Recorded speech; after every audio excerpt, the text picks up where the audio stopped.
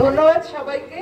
আমাকে ক্ষমা করে দেবেন, কেন ক্ষমা চাইছি একটাই কারণে, যদিও চাওয়ার দরকার ছিল না, তবু আপনাদের এতক্ষণ আমি আটকে রেখেছি। আর সেই সুবাদে দেখুন এত সন্ধে অবধি, 6টা অবধি আপনারা আমার আসার অপেক্ষাই হোক কিংবা বন্দে মাতরমের জন্যই হোক, আপনারা কিন্তু এক জায়গায় দাঁড়িয়ে আছেন।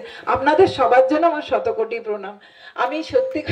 আমি সত্যিই বলি, আমি দারিয়াপুর থেকে আসছি, বালিয়াবাটিয়া, মানে কত তাড়াতাড়ি আসা সম্ভব আমি এসছি, কারণ ওখানে প্রোগ্রামটা আমার ছিল। আমার এখানে যেমন প্রদীপদার হাতে দায়িত্ব দেওয়া হয়েছে, দারিয়াপুরে আমার দায়িত্ব ছিল। সেই কারণেই আমি অনেক কথা বলে আপনাদের আর আটকে রাখবো না। যেটা আজকে আমাদের সৌভাগ্যের দিন, আজকে আমাদের চিন্তায়, আমাদের মননে, আমাদের ভাবনায় যে বন্দে মাতরম ছিল, তার আজকে 150 বছর পূর্তির দিবস।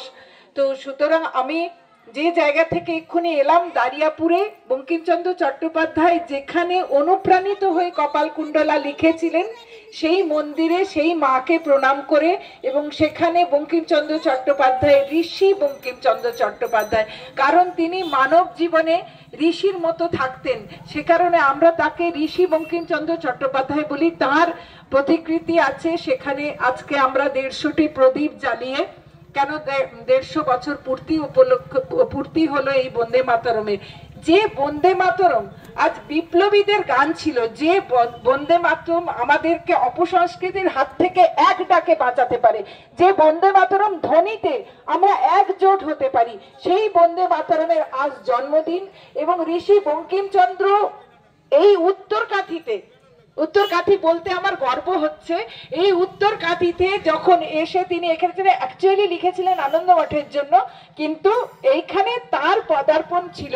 এবং তিনি নেগুয়াতেও ম্যাজিস্ট্রেট ছিলেন, ওখানে তিনি থাকতেন। নেগুয়া যেটা এগরার মধ্যে এখন পড়ছে, সেখানে তিনি থাকতেন, এবং কাঠিতেও এসেছিলেন ম্যাজিস্ট্রেট হিসেবে। সে কারণে আমরা সকলে, আমি নয়, আমরা সকলে যারা জানি না, যারা ছোটরা তাদেরকে জানান যে আমাদের এই গর্ব, এই বন্দে মাতরমের সঙ্গে আমাদের স্মৃতি বিজড়িত, আমাদের একটা মধুর চিন্তা ভাবনা আমাদের মননের মধ্যে ঢুকে আছে এই বন্দে মাতরম। সেই জন্য আজ তার জন্মদিনে এই দু কথা যে বলতে পারছি, এটাই আমার গর্বিত হওয়া উচিত। আমার আজকে সত্যি গর্বের দিন, আপনাদের মাঝখানে দু কথা বন্দে মাতরম সম্বন্ধে বলতে পারছি।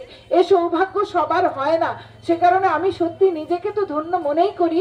আর এত মায়েরা যারা সবচেয়ে অগ্রণী ভূমিকা সবকিছুতে বহন করবেন, আজ সমাজ সেবার ক্ষেত্রেই বলি, এখানে তো রাজনীতির গল্প হবে না, সমাজ সেবার কথা বলি। সমাজ সেবায় মায়েরা যদি সবার আগে এগিয়ে আসেন, সেই মাও সেই বন্দে মাতরম। মাকে বন্দনা যে কোনো ভাবে, একদম হাড়ির থেকে দেশ অব্দি মাকে বন্দনা করা যায়। সুতরাং সবাইকে আবার নমস্কার জানাই। আপনাদের এখানে উপস্থিতির জন্য আপনাদের অনেক অনেক ধন্যবাদ জানাই। বিশেষত প্রদীপ দা, সমাজসেবী আছেন দেবদাস মাইতি, সুজয় আদব, আর অনেকেই আছেন, সবার নাম হয়তো বলতে পারছি না, আমায় ক্ষমা করে দেবেন।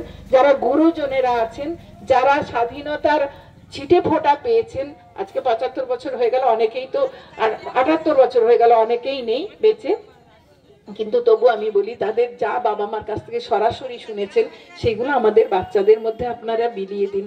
আপনাদের পথ দেখানো পথে আমার বাচ্চারা চলবে। ধন্যবাদ সবাইকে, আবারও অনেক অনেক ধন্যবাদ।